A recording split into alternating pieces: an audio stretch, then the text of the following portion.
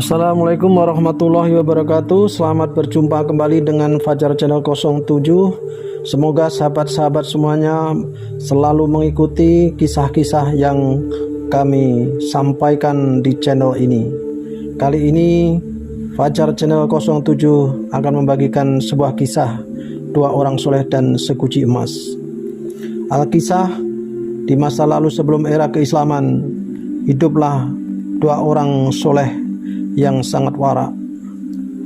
Mereka sangat jujur, amanah, dan tak mudah terbedaya oleh kebiar harta dunia. Keduanya pun kemudian dipertemukan dalam sebuah muamalah.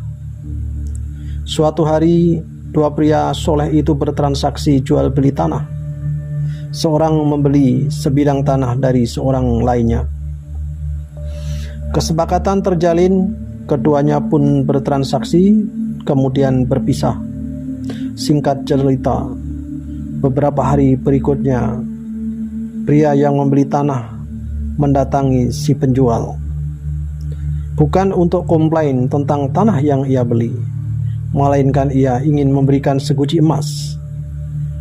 Ada apa gerangan? Bukankah dia sudah membayar tunai tanah sesuai perjanjian jual beli?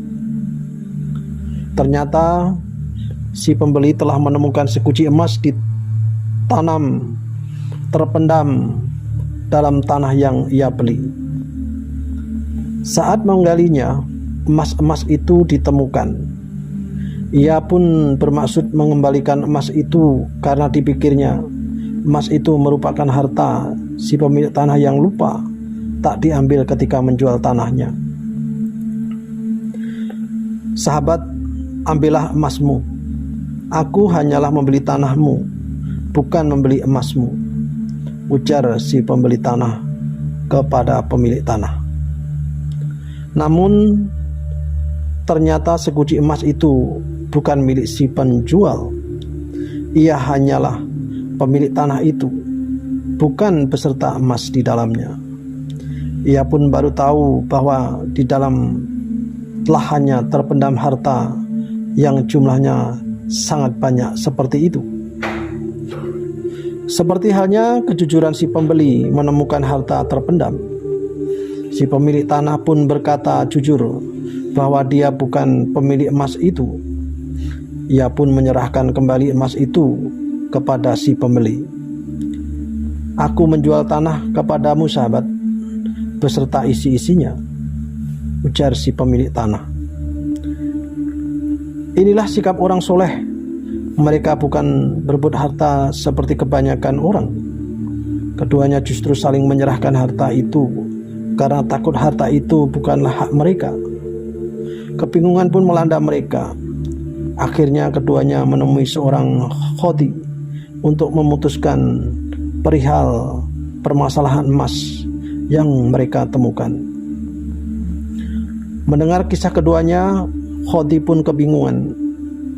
Namun ia merasa takjub pada kedua orang soleh yang sama-sama berakhlak mulia.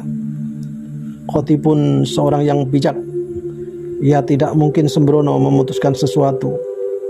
Ia kemudian berpikir keras siang dan malam untuk memecahkan masalah keduanya seadil-adilnya. Selanjutnya, sang khodi pun memanggil dan mempertemukan dua orang itu setelah ia merasa menemukan solusi yang dia anggap akan menyenangkan kedua belah pihak. Ia bertanya kepada dua pria soleh itu, "Wahai dua orang yang soleh, apakah kalian berdua memiliki anak?" tanyanya. Seorang yang satu berkata, "Ya, saya memiliki seorang anak laki-laki," ujarnya. Sementara seorang yang lainnya menyambung, "Saya memiliki seorang anak perempuan," tutupnya. Maka diputuskanlah perkara oleh sang khodi yang sangat agung. Khodi lalu berkata, "Nikahkanlah anak-anak kalian itu, dan berilah mereka kecukupan dengan seguci emas ini, dan bersedekahlah kalian dengan harta ini dengan sebaik-baiknya sedekah. Putus Sangkoti. Giranglah keduanya dengan putusan tersebut.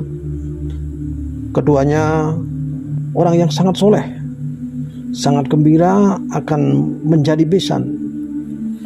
Maka dilangsungkanlah pernikahan putra-putri yang berasal dari orang tua yang soleh.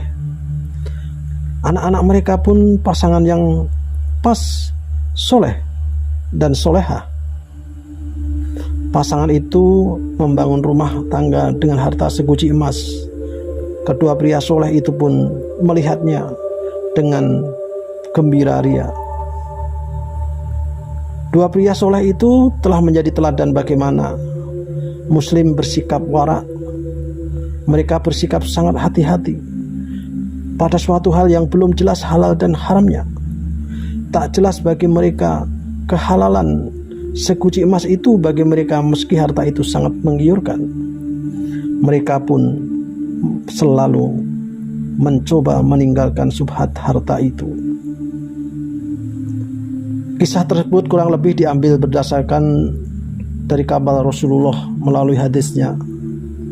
Hadis tersebut diriwayatkan Imam Bukhari dan Muslim dari sahabat Abu Hurairah. Derajat hadis pun sahih. Kisah tersebut benar adanya, pernah terjadi di masa lampau dengan Rasulullah sebagai pembawa kabarnya.